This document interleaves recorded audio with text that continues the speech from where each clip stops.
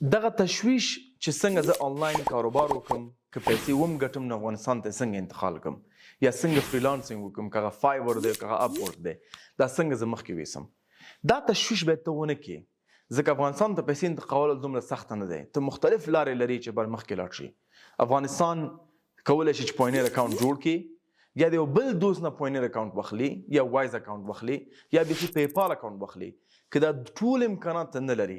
نو موږ الحمدلله په یولرنا کې هم دا امکان لرو چې تاسو خپل فریلانسینګ یا هر یو بزنس چې کوئ بانکي خدمات درته موږ درکو که تا ته په امریکا کې که په یو کې کې که په یو ای کې په هر ملک کې درته اکاونټ پکار دی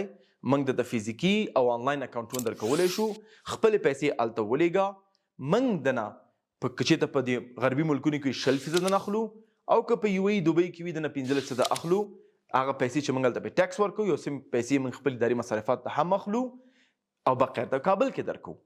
یعنی تاسو سره به دا دیوال ونه درېږي چې ولا افغانستان نه سخته دی نه ته ځان کې ورزش پیدا کا آنلاین خرڅ کا که یو مسلک لري یا یو پروډکټ لري آنلاین خرڅ کا مخکې لاړ شه یعنی ډیر حل لارې کېدلی شي چې ته کولی شي آنلاین پیسې وګټې لیکن دغه مشکلات چې ته کوم نظر کې لري مثلا چې بانکي مشکلات دي بل دي دې لپاره کولی شي چې موږ سره مشوره وکړي موږ درته انشاءالله مشوره درکوو چې څنګه دا پروګرام خپل ته مخکې ویسي لیکن د دې بالکل امکان شته چې امازون سرمایه‌ګذاري وکړي یا آنلاین نور شیان سرمایه‌ګذاري کوم چې حلال دي یعنی دا محدود نشته چې بانک نه پیسې نشم لیږلی یقین په خدای وکړه چې خلک حتی خیریه بنسټونه افغانستان ته پیسې نشي لیږلی دوی باید لوجستیک چینل استفاده کړي حتی یو این نشي لیږلی دوی باید کیش پیسې وروړي په ایرپورټ کې کته کړي بیا بانکونو ته انتقال کړي ډیر کم بانکونه چې افغانستان کې پیسې قبلولی شي